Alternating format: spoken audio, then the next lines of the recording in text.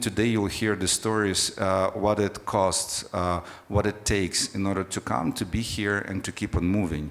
And the reason why I'm saying all that, because such experience is truly an asset that can be used for future growth.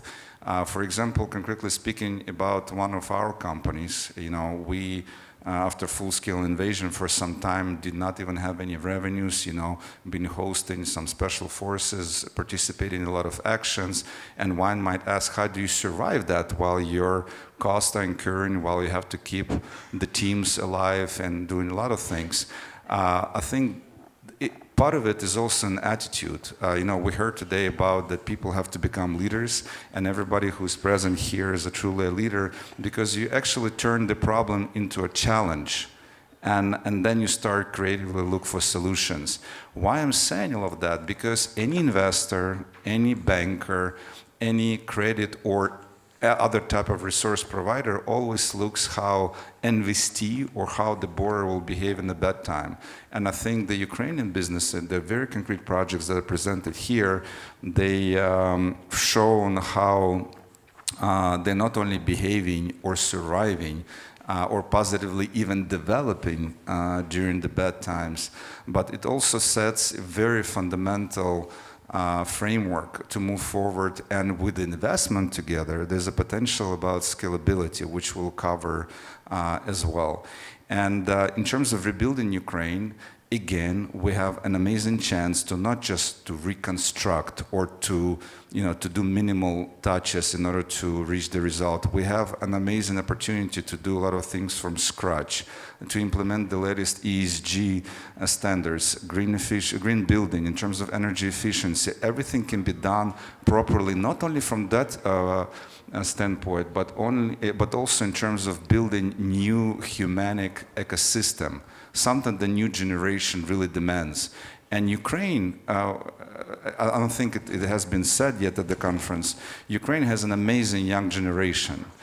People who've been born after the collapse of the Soviet Union, they are not bothered by that heavy weight of that history. They already make their decision differently, faster, and all of us have to build ecosystems in order to incorporate that very talented new generation to build infrastructure for them. And this way you reach long-term prosperity.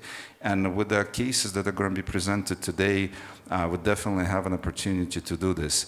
So actually, with your permission, then I will start with the discussion. And basically the way we're going to do this, we're going to have step-by-step presentation by everybody for like about 4 or 5 minutes, and then afterwards we will move to discussion, and hopefully we'll have some time to take a question or two from the floor. So we will start with Yuri. Yuri, will start with you. Yes, I'll just say a few words. Basically, Yuri is not only what you will formally see CEO and one of the founders of PromPrilad, which is one of the most successful impact investing projects in Ukraine. It's the project that has been able to attract more than 1,400 investors through crowdfunding instruments. Investors are coming from a lot of countries, and not only from every single oblast of Ukraine. But really, this is a new energy, a new platform of building a new economy and building new linkages between infrastructure, between the community, between the people. And it's much more than revitalization of the old Soviet plant into a new, basically, economy. So, Yuri, if you can share your experience, and as well, from the last year, I will declare myself that your story can be considered also as another success story, because PromPrilad has progressed significantly from last year to even today. Thank you, Yuri. You told that somebody else will be fast, but not me. That's why I was smiling. But yes, 6 years ago we started maybe one of the most ambitious impact investing project for Ukraine in Ivano-Frankivsk. We bought old post-Soviet Union plant in the very center of the city and start revitalize it and transform into innovation hub. And create different functions inside of it, such as offices for innovative companies, incubators, accelerators, business school, school of new professions, makerspace, hotel, hostel, co-living, art center, children development center, and many others. And so the idea was to create an engine for the whole regional development and to help the region finally to switch from post-Soviet Union track of development to modern one, to sustainable one, and create new possibilities for, first of all, young people, but actually for everybody to realize their potential in Ukraine, not to leave the native city, native country. Technically, we are mixed-use property developing project, but we are rather not about walls. We are first of all about creating this unique ecosystem, uniting very different stakeholders, because we combine commercial goals with society transformation goals, and that's important for us. And the whole scale of the project is 42,000 square meters of spaces, which we reconstruct step by step. And the whole budget is $50 million. And for the present moment, we raised first $23 million of equity investments, debt financing, and grants from our different international partners to create direct social infrastructure inside of the project. But what is important that the most of this money we raised, we attracted during last 1.5 years after the full invasion, Russian invasion to Ukraine. And why it's important, and reconstructed a half of the whole scale of the project we already realized. And at the same time, we also have already pre-commitment for loan from EBRD and Green for Growth Foundation to finalize next stages of reconstruction and to realize the full scale of the project. And again, most of these results we've got already after the war, the full war started. And why it's important? Because of, as for me, we are one of alive proofs and signals, both internally for Ukrainian society, Ukrainian business, and especially for our international partners, that it's possible to develop successful business and successful impact-oriented business first of all, right now in Ukraine. And we are not alone. We have a lot of successful other examples, and especially here, and not just here, yeah. And for us, it's very important because we realize that we have to do it. We have no other chance not to continue to develop, because to win this war, we should do as much as possible to continue to develop our country and continue create new possibilities, new positive examples. And my main message to you, recovery, we need recovery right now. We can't stop, we can't wait till the end of the war, because this will help to win. That's why, yeah, we are trying to do our best to continue developing our project, and we are ready to help other projects in Ukraine also to develop as same. Yeah. And Yuri, thank you very much. You know, Yuri is a true entrepreneur, been put on the spot without expecting, and immediately shared very interesting news. But I think it's very important to hear again the key points that the full-scale invasion started on the 24th of February of last year, but supervisory board of Promprilat in March made decision not to stop and continue construction. Because of this, the company has been able to reach the results that you just heard about. Because of this, the Promprilat has been a hub for a lot of refugees and businesses as well, and at the same time generating cash flow. So can you imagine what the company, what this team can do in a better circumstances? So now we have a pleasure to move to Yulia Kirpa. Yulia Kirpa is a partner of one of the most reputable law firms, and Yulia is responsible for a lot of very cool, interesting directions, capital markets, banking, heading the whole real estate section. But I think what's important to know also about Yulia is also an investor and also entrepreneur. Yulia also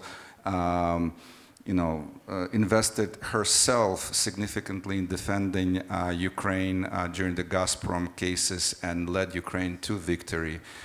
Yulia is also investor in Promprilat, and Yulia is also, among many things, the person who worked on the legal framework of PPP, about which we heard today several times. So Yulia will be more than happy to hear your story. Thank you, Yuri, for so kind introduction, and ladies and gentlemen, thank you for the opportunity to speak here today. Indeed, I'm executive partner of EQUO, responsible for several industries.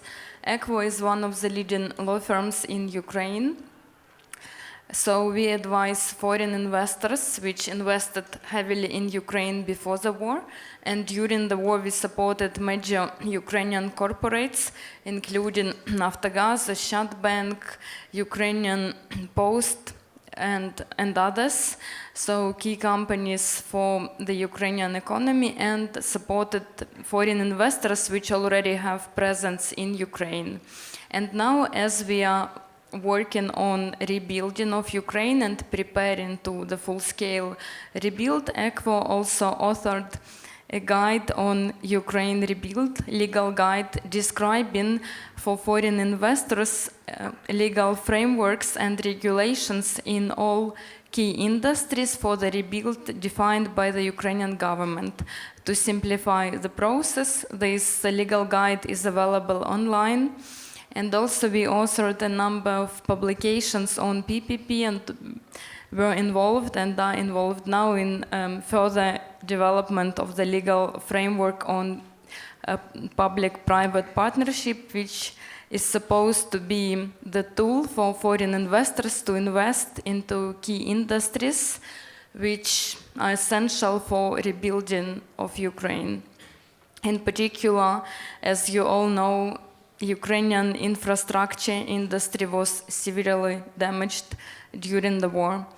So airlines were disrupted, seaports are not operating in full. That's why roads also were redirected westward to arrange supply of Ukrainian products abroad and export of them. We saw the amazing resilience demonstrated by Ukrainian railway, which also played a key role in the resilience and in the victory of Ukraine, which we are sure is coming up. So Ukraine is now in a very unique situation where rebuild is already happening simultaneously with the war.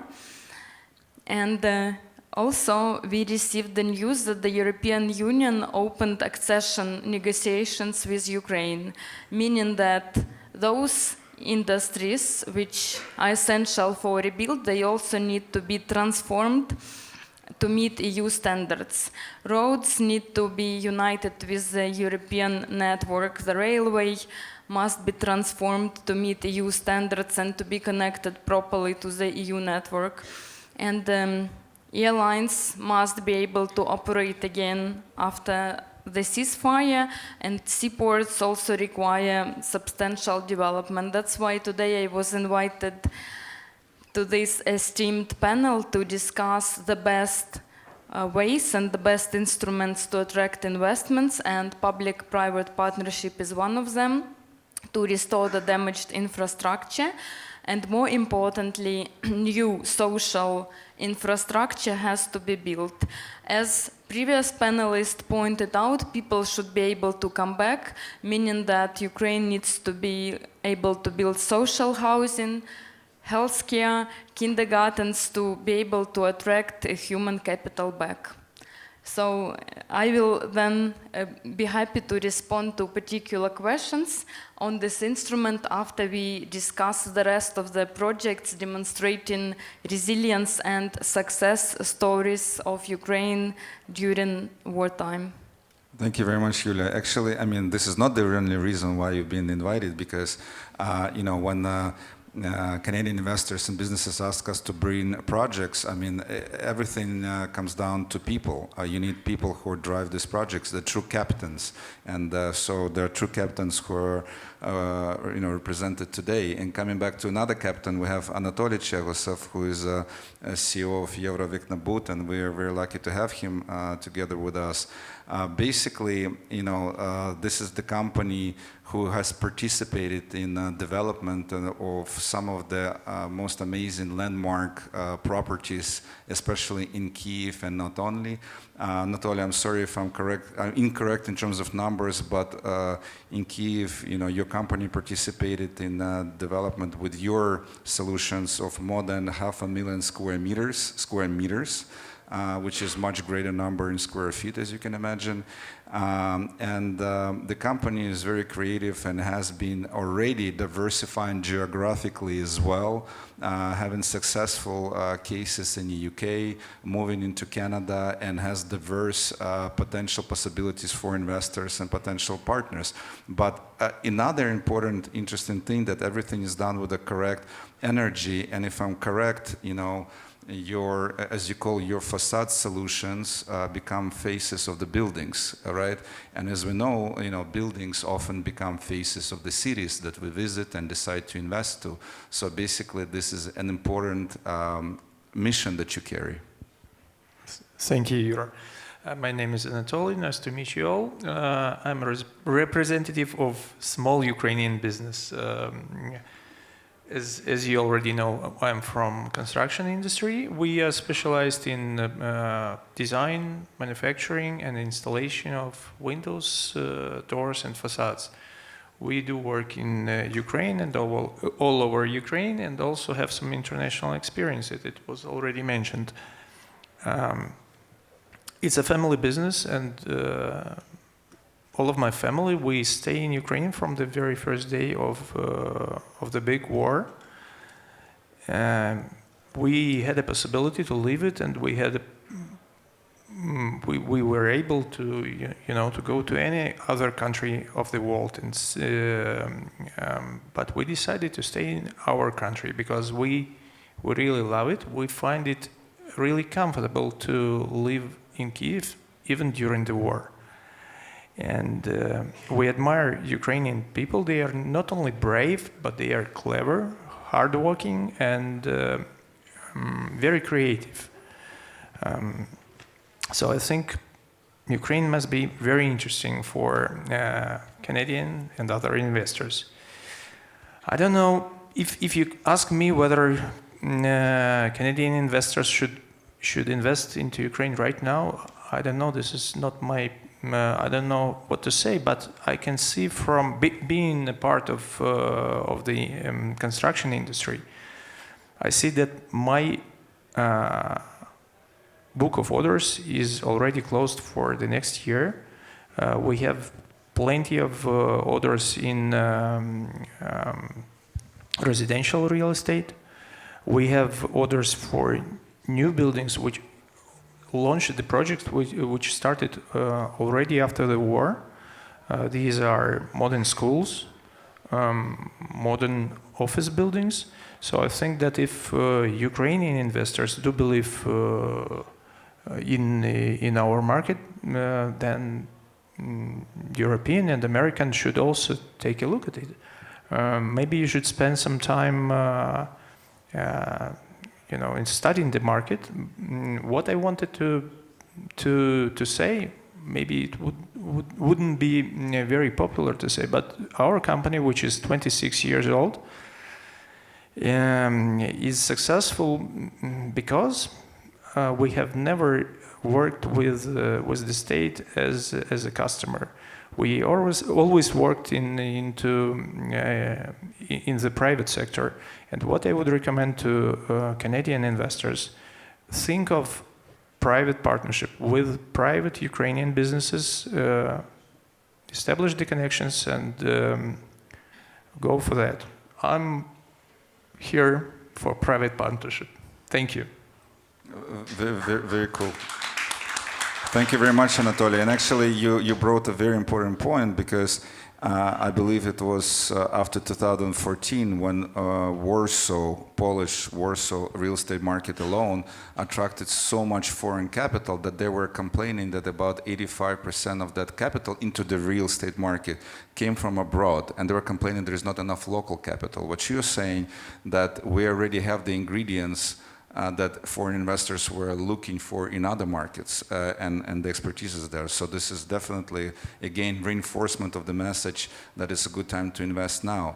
Moving further, we have a pleasure of having Sergey Kovalenko, who is the founder and the head of Hempire, basically specializing in very clean and efficient hemp-based installation and construction material and building business. But I would like to add from myself that I know Sergey for a very long time. Sergey is a very hard-working entrepreneur who's been able to create something very unique for the whole market that became unique not only for the Ukrainian market, and he been able to attract the BRD grants, but grew into very unique expertise where, if I'm not mistaken, Sergey is invited as a speaker within his industry, you know, from California, Japan, and already started his geographical diversification as well. And when we're coming back to ESG, when we're coming back to something new that the young generation will be looking for, and to build correctly and properly from scratch, this is one of the technologies definitely to be used. Sergey, if you can share more about your company and about what you're doing. Sure. Thank you. Thank you, Canada. It's always a pleasure. It's like my second home. I got my civil engineering degree in Carleton University in Ottawa. So it's always nice to be back, even though it's so cold sometimes here. Yeah, basically, my name is Sergey Kovalenko. I'm the founder of the company called Hempire. It's a Ukrainian company that, as Yuri mentioned, yeah, we've expanded our geography, and basically what we focus on is manufacturing and implementing bio-based materials, insulation and construction materials out of industrial hemp. Industrial hemp is a cousin of the cannabis. You know, the medical cannabis is another part I've been working on and trying to bring into Ukraine, but that's a different topic to discuss later on. But basically, industrial hemp is an abundant agricultural crop that can give you thousands of different products. Anything you can see in this room can be made out of industrial hemp. You know, flooring, clothing, ceiling insulation, acoustic panels, furniture. It's incredible, you know. And as a civil engineer, when I came across this technology, I realized this is the future. This is the future of construction. So I went back to Ukraine, and basically we developed our own bio-based binder. And by mixing it with industrial hemp and water, we would be able to produce an incredibly durable, carbon negative. People talk about construction industry carbon neutral. It's a carbon negative insulation material that is extremely energy efficient. It's fire resistant, mold resistant, pest resistant, whatever. And as we went on, I realized how correct we were when we were developing the formulation. I said that we had to follow two principles. It has to be 100% natural, and it has to be 100% Ukrainian.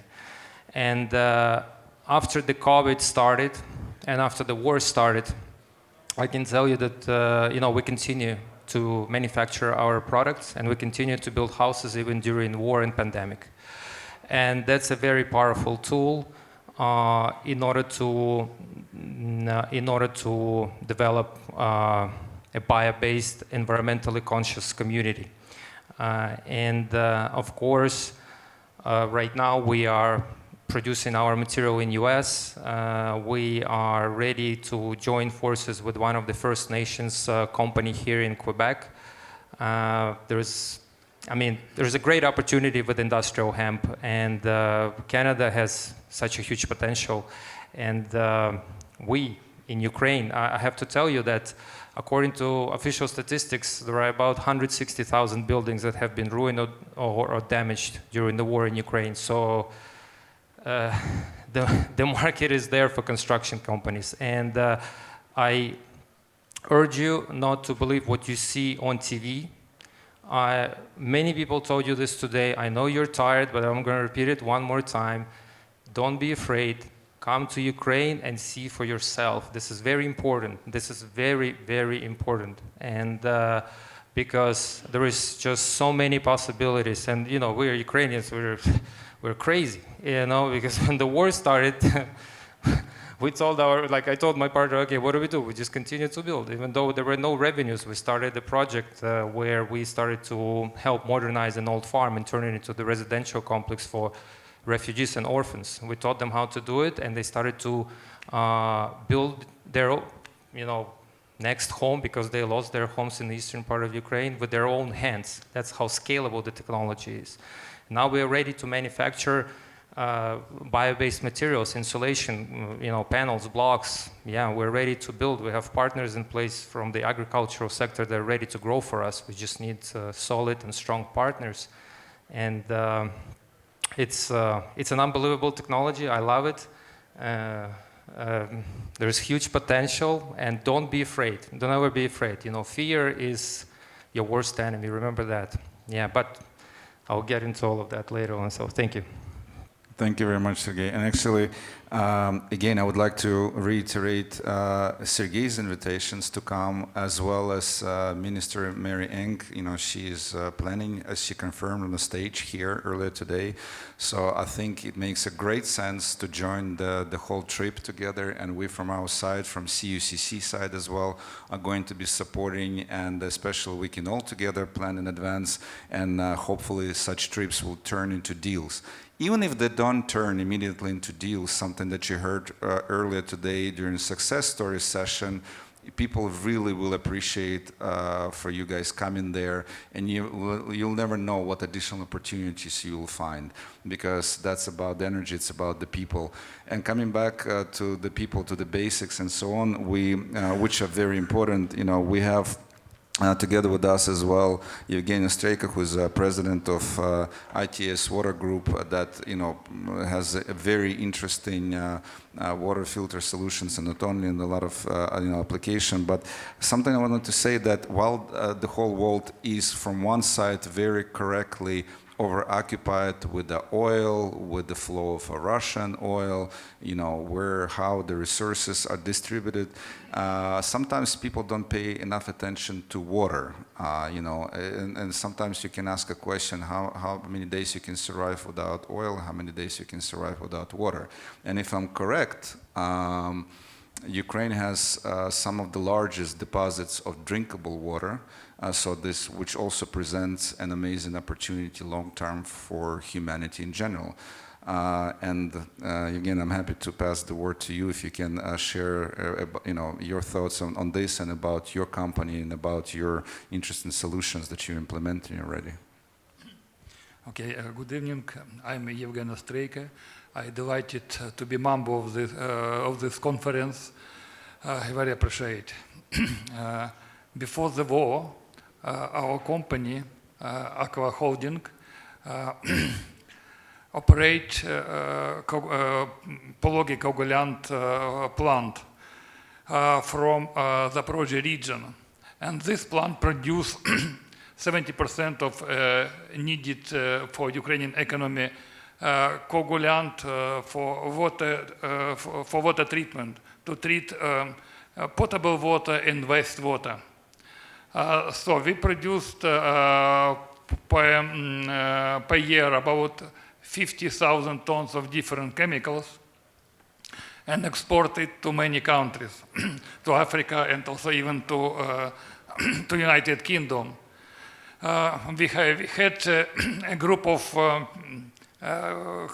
quite powerful group research and development, which consists with chemists, and we had about 10 people with PhD diploma.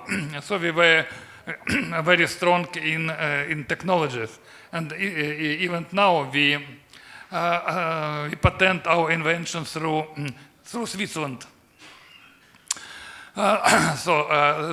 Such huge country like Ukraine cannot live without water treatment.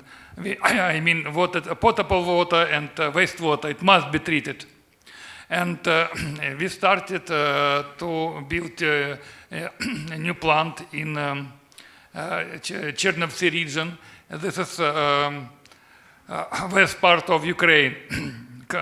Quite peaceful place where you may easily to visit. And this plant will produce aluminium-based chemicals. But Ukraine very need iron-based chemicals too.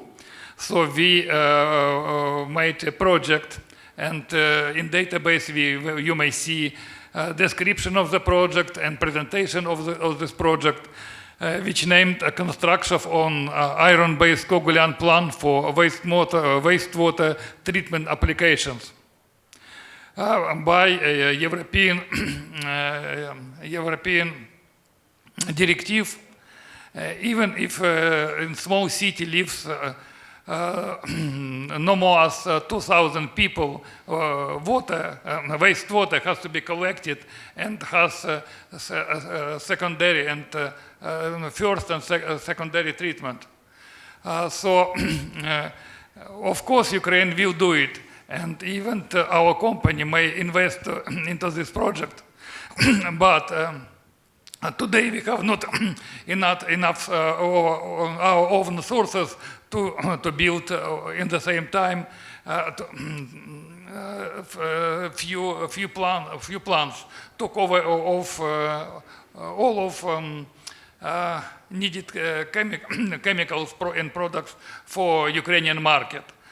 So, of course, our colleagues from European countries may some of them wait to invest, but afraid to do it in wartime.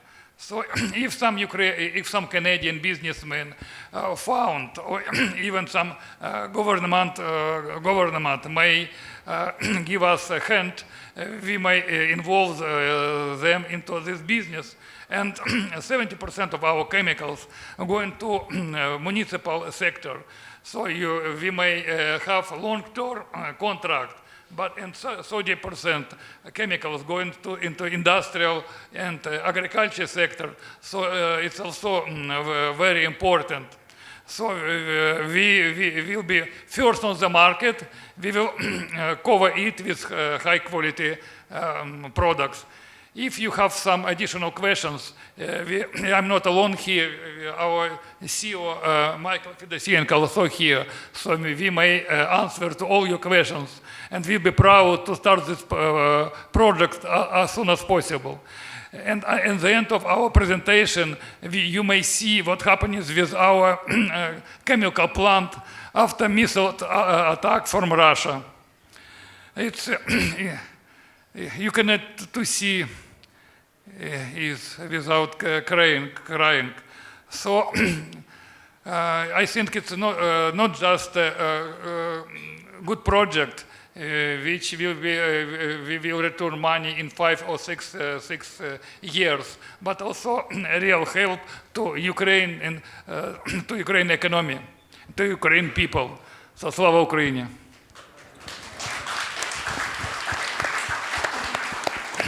Дякую. Again, thank you very much, and thank you, by the way, for pointing out that a lot of project information is uploaded on a database which is accessible to everybody about each of the projects presented. So we really recommend and urge you to learn about all the great stories that you hear today. And there is a lot of concrete information, and hopefully that will trigger even greater attention.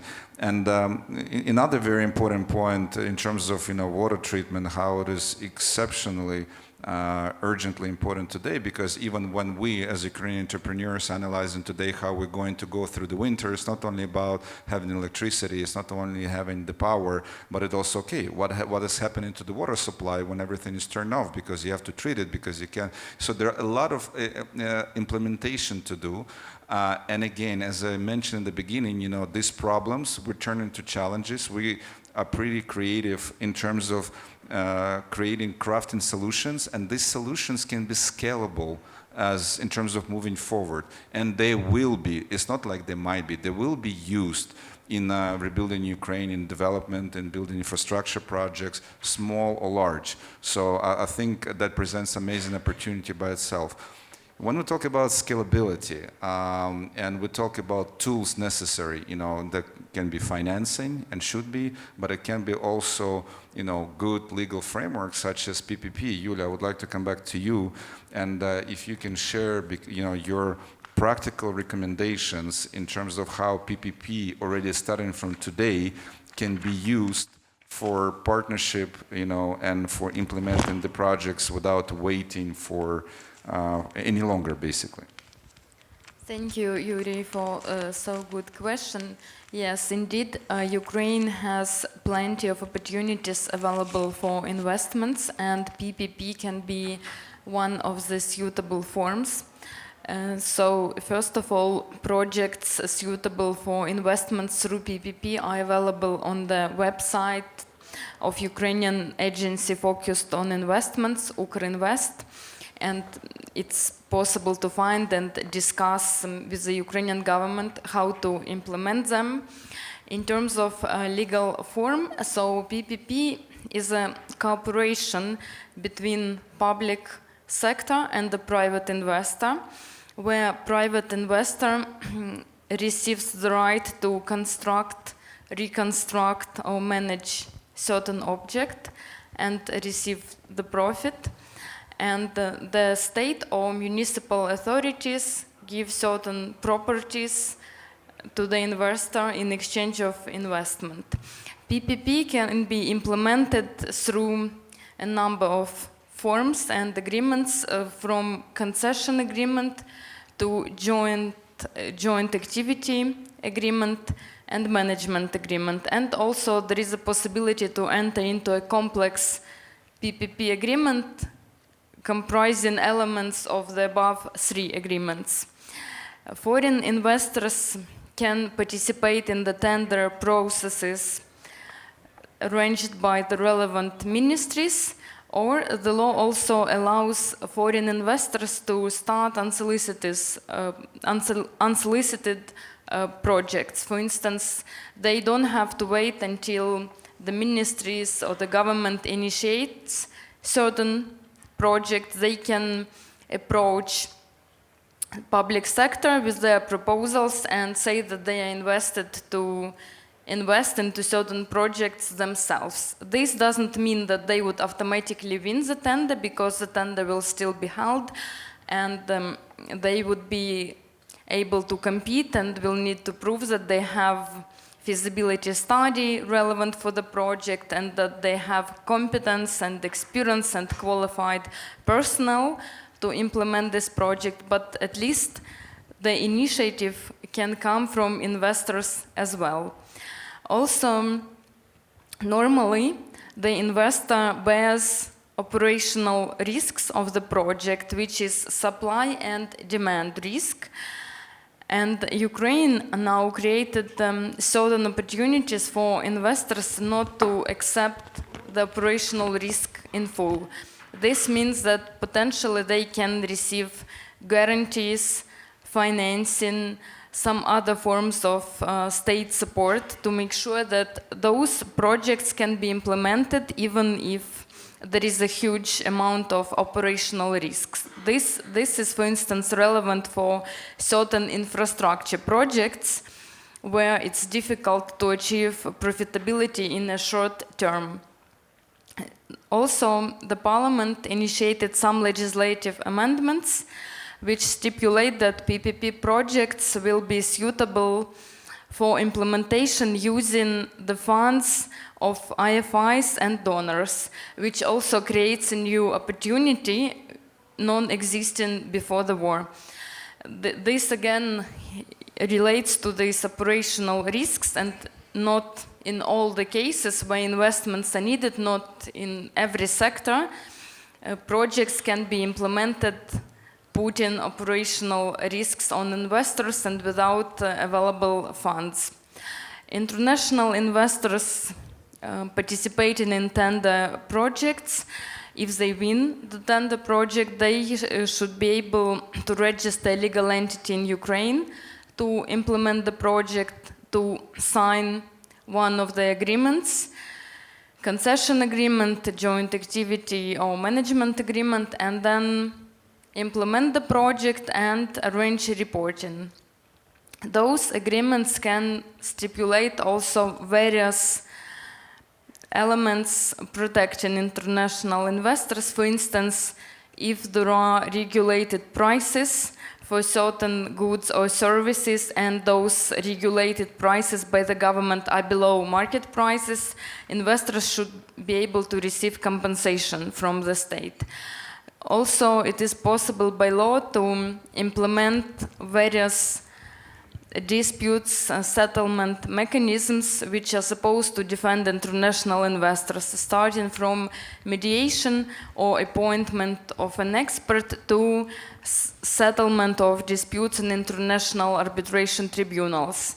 If the investor has more than 10% of foreign ownership, it's possible already to settle disputes abroad.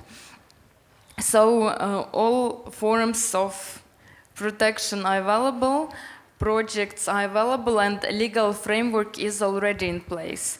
And it's also important to highlight that Ukraine already has a success story and demonstrated experience of implementing PPP projects in various sectors, in seaports, in healthcare, some forms of PPP, in relation to industrial parks, and legal framework keeps improving.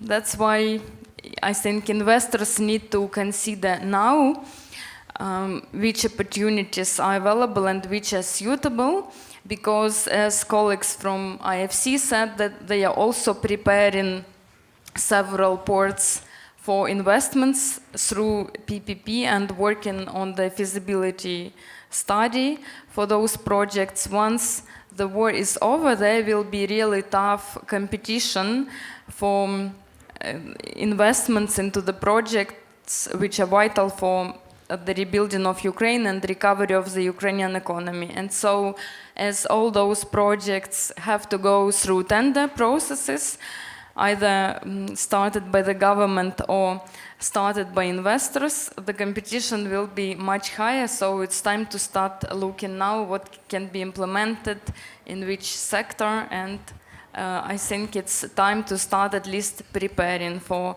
implementing those projects once the active phase of the war is over.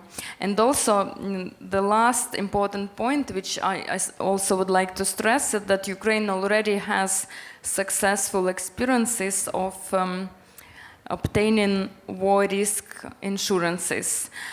There are several cases, and one of them is war-related insurance by MIGA, granted to one of the industrial parks in Ukraine. So even war risks can be insured in most of the cases, and that gives also more certainty in the future and more opportunities to invest into key industries for Ukrainian economy. Yura, thank you very much. And actually, what you mentioned is tremendously important because after the word or phrase PPP has been mentioned earlier today, in the hallway, I got a few times a question, is it working? Do we have it in Ukraine? Do you guys have it? I think we got a very clear answer. It's time to act because the framework is already there.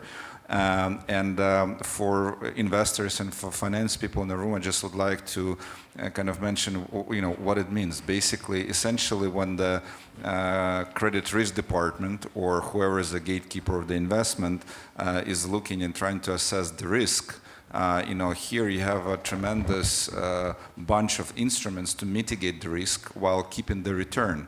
And for example, as it was already said earlier at this stage, for example, Sergei Gadichuk, president of SEO Club, said, come to Ukraine because your entry ticket is essentially going to be lower because the cost is lower. So that, together with the instruments that already in place today, and together with reputable businesses, I think the risk-return ratio can be very, very interesting, and I highly doubt that it can be achieved that the same attractive returns, potential returns can be achieved in other markets.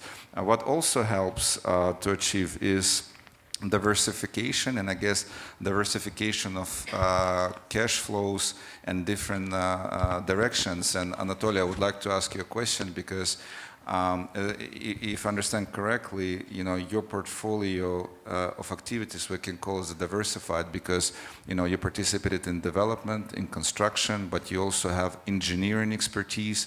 You also have design, project design solution, which you can present to various partners. So if you can share that. Basically, it's not only about investment, but maybe about various partners whom you can assist in realizing their project. Is this correct assessment? Well, if I understood you right, we do have different activities, such as design, such as manufacturing and installation. And I would like to mention one remark about our business in the UK, which we lost because we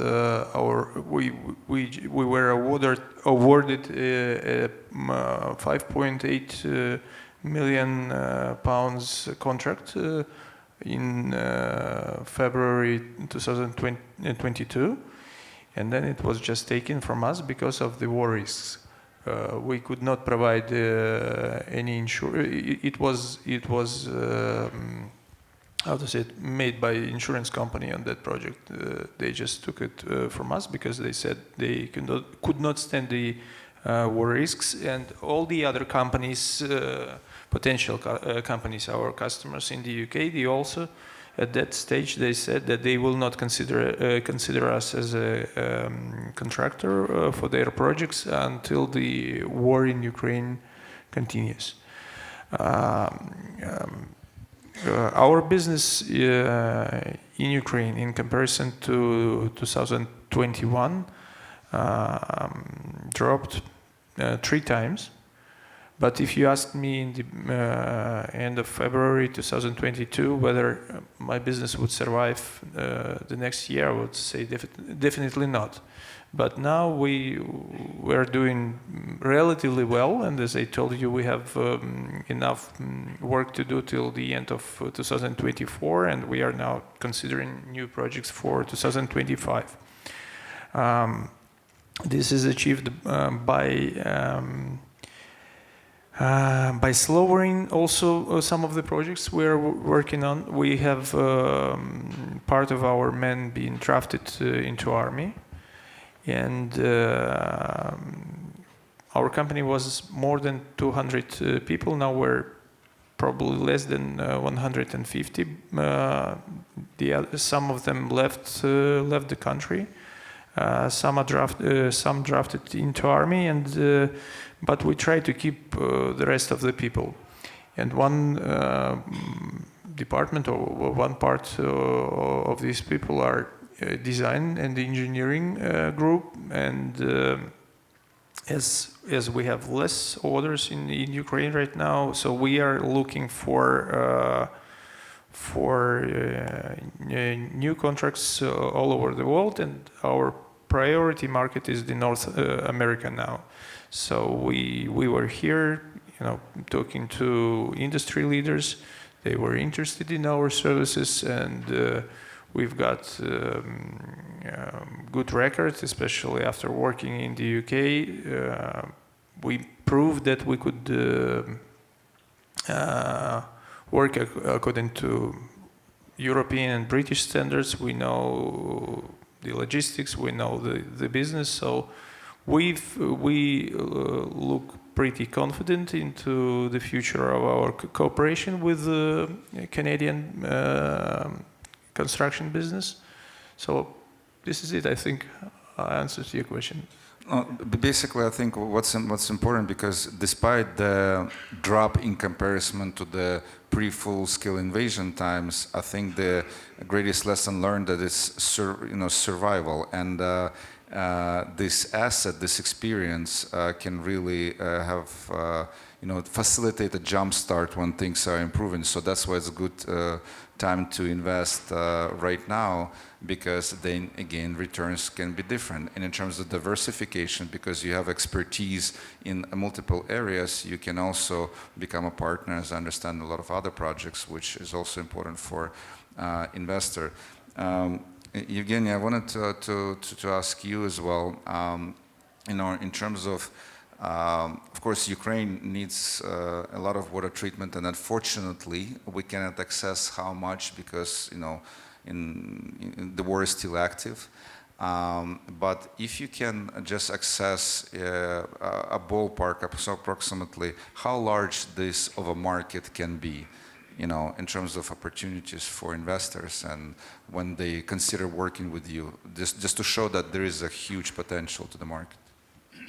Okay, so now we have 3 dozen of our oven tank container European style. So we import of all needed to Ukraine chemicals by importing them from some European countries, especially Slovak Republic, Poland, Germany, Bulgaria, Romania. So we collect all of these chemicals to Ukraine.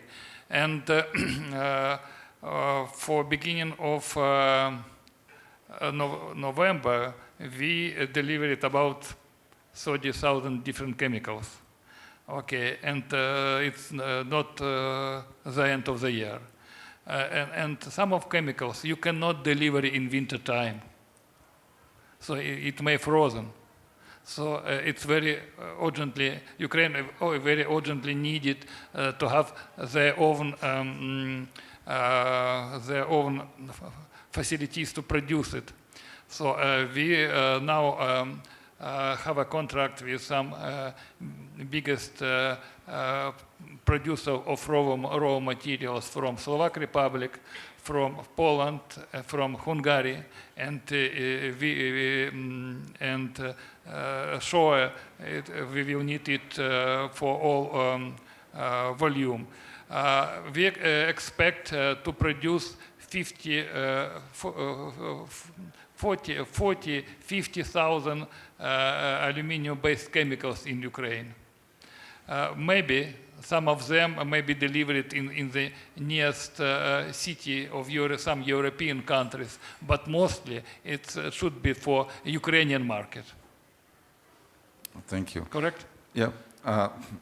And I think, again, I would like to reemphasize that water treatment may sound something simple, but it's not simple, and presents amazing opportunities because it's going to be implemented absolutely everywhere. And there is a great synergies, even potential synergies among the businesses that are presented here. Sergey, I wanted to ask a question because in terms of your business, in terms of your directions, if you can share, potential opportunities, let's say, for investors, because if I understand correctly, there are like several projects within the project. There is a potential for manufacturing, for the plant construction, and then there is, another direction.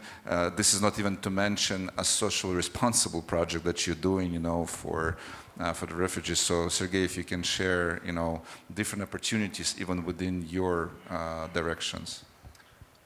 Yeah, absolutely.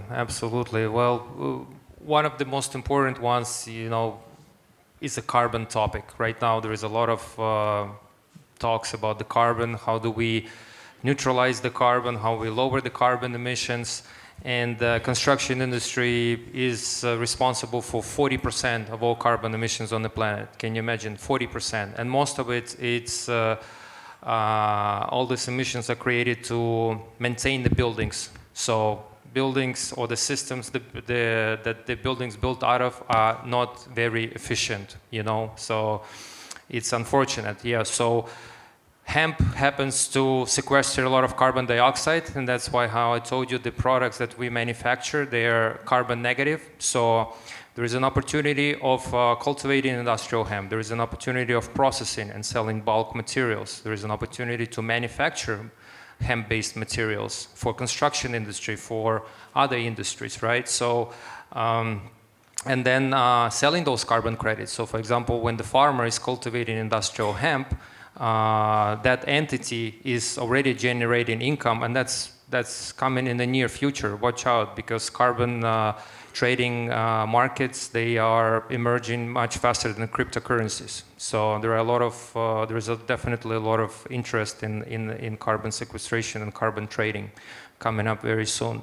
So by creating these environmentally friendly solutions, you're benefiting greatly, So there is a economic impact, there is a social impact, of course, and then there is environmental impact, right? So when you are setting up multiple facilities, multiple hemp processing and manufacturing facilities, you're building a very strong autonomous economy. So we have at least 3 sites already where we can set up 3 different facilities, So like I said, hemp, is abundant in a way that you can manufacture all kinds of products out of it. And Canada, in fact, was very big.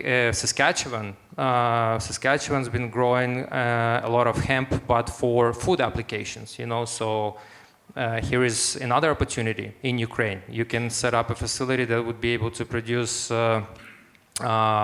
extremely nutrient foods. I mean, hemp seed and hemp seed oil is like a power food, right? So you can have a couple of products already. The top of the plant goes towards creating different types of foods, and then the bottom of the stem can be going to industrial applications like construction materials, textile industries, paper, and I can go on and on and on.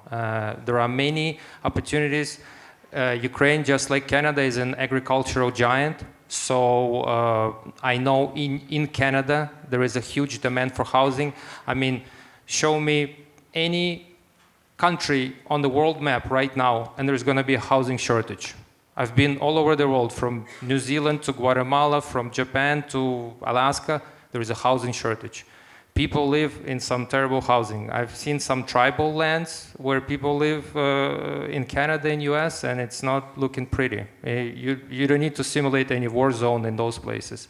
And so there is a huge demand for bio-based products. And right now, Ukraine is crying out loud for materials. And last year, we had a meeting with the mayor of city of Makarov, and there was representatives of one foreign company. They asked me a question, so this is your first war? And I said, well, yeah, this is our first war.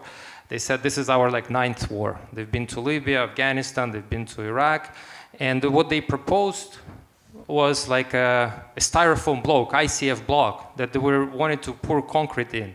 And I said, people are recovering from war.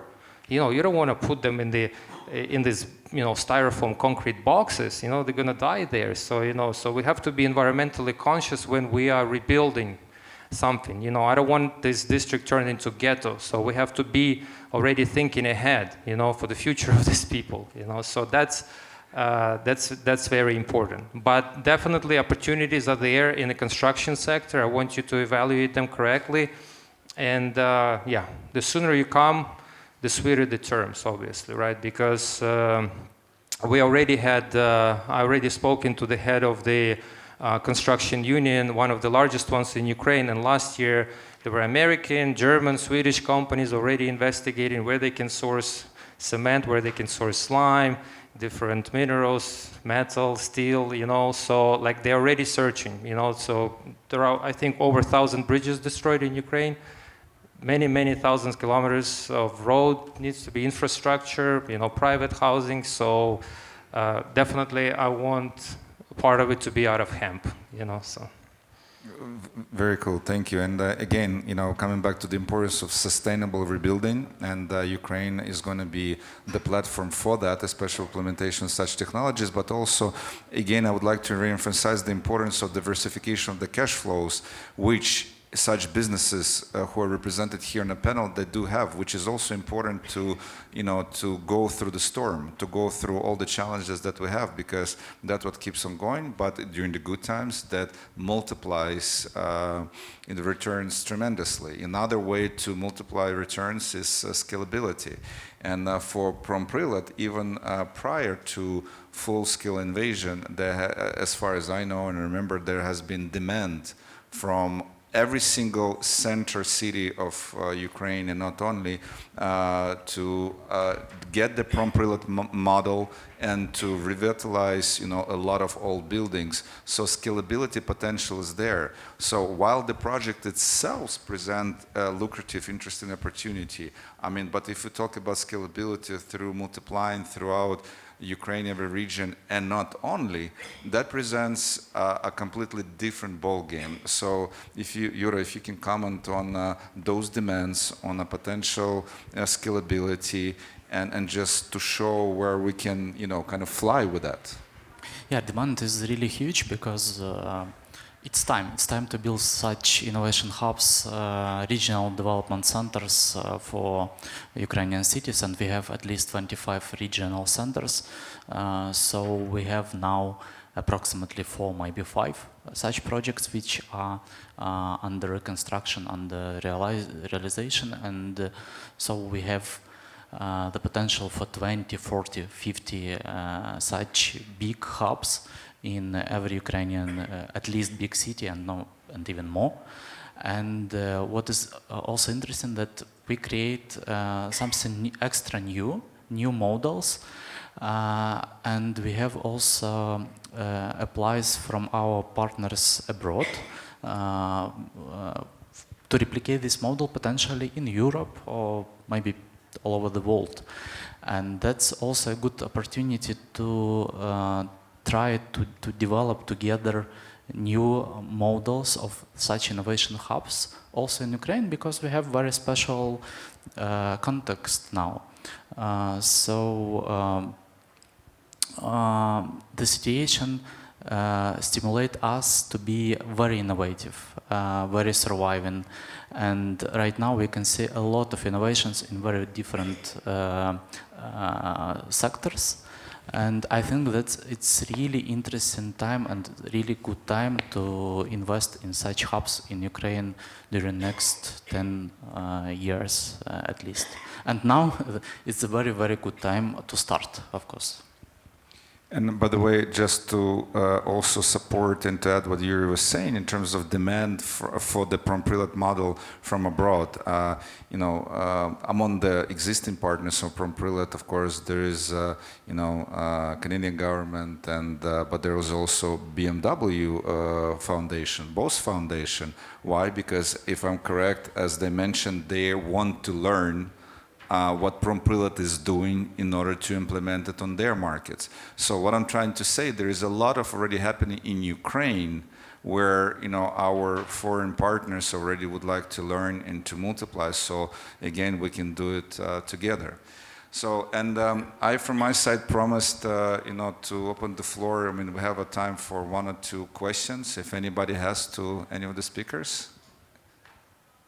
For you not to get out of this easy, I do have a question. Actually, it's not only a question, but it's a statement, because I mentioned in the very beginning that a lot of Ukrainian businesses already operate in, not in square meters, but in ecosystem type of approach. And each of the projects represented here basically is sustainable, independent by itself, but also is a part of the whole rebuilding infrastructure, and there can be even synergy among them. So what I'm trying to say for investors that there can be even synergies created right here in between the businesses and to get this. And Yulia, we'll need your support here in terms of from what you heard, and taking in consideration your practical knowledge in terms of implementation of PPP, do you believe that can be applied to even existing projects here? Yes, absolutely. If existing projects decide to scale up and create some other similar projects in other regions of Ukraine, PPP could be a suitable form as well. There should be an agreement reached with the government or municipal authorities, and the transaction should be structured to achieve a positive effect for the business as such and positive social impact. Because if as a result of implementation of those projects through their scalability in a PPP form, there will be important services delivered or works produced, the state should be able to support those projects financially. Speaking about Promprilad, for instance, as one of the examples, because I'm investing into Promprilad myself, so I know Promprilad a bit more in detail and from within than other projects.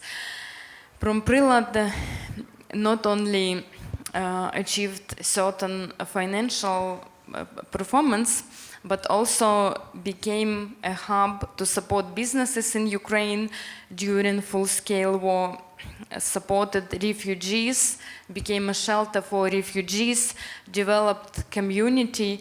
So in addition to business impact and certain levels of profitability, which the project will reach in the future, it created already a positive social effect and became a center of resilience for both businesses and refugees.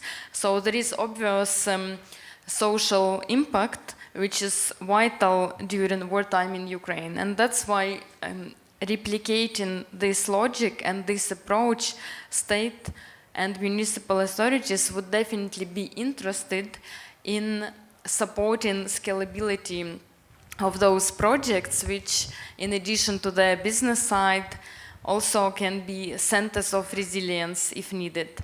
And it's possible to discuss with the state the level of support. For instance, sometimes they pay certain fee to the investor for certain operations, or can provide certain financing from state or local budgets, or provide guarantees, and so on. That's why combination of business side and social side definitely makes this project suitable for PPP as an instrument. And this should be a good opportunity to achieve scalability of similar projects throughout the country. And this can apply to every project which was presented today, because all of them played a vital role in resilience of Ukraine as such. Yulia, thank you very much. And I see we run out of time, and I promised to finish on time. So as a summary note, I would like to say that I would like to kindly ask everybody to notice that also the businesses and the stories that are presented in front of you today, they're really, I'll allow myself to say, reputable and very positive energy driven. It's businesses that create working places no matter what in this tough environment, and also present opportunities at the same time. During hard times, it's very easy to fall back and to start doing things old way. Well, this is the proof that it doesn't have to be this way. Again, with the water treatment and pushing the projects no matter what. I think they turned me off. And I mentioned that I understood. And actually, Sergey, with the amazing, projects that are environmentally friendly, and we're not gonna get away away from our human responsibility to be that way. Anatoly's projects often, as we mentioned at the beginning, are the face of the buildings and the face, basically, of new development that people and investors see, would like to come again. So this is very important. What Yuri's and team is doing is creating new linkages in the community and a new economy and presenting new, basically, possibilities. And of course, Yulia's enabler, can help to present the tools to implement all of that. So this is all ecosystem of itself that presents concrete possibilities. I urge you to look into the projects, into the database, and please, talk to the speakers, because amazing opportunities are presented. So thank you, and let's thank our speakers today. One more thing I wanted to say. One more thing I wanted to say to you. If we're able to do it during war times, imagine what we can do during peaceful times. Be grateful for what you have right now, because tomorrow might change. You might lose everything what you have. This is the lesson we learned in the war. So just remember that. Yeah, just do it. Thank you. Thank you.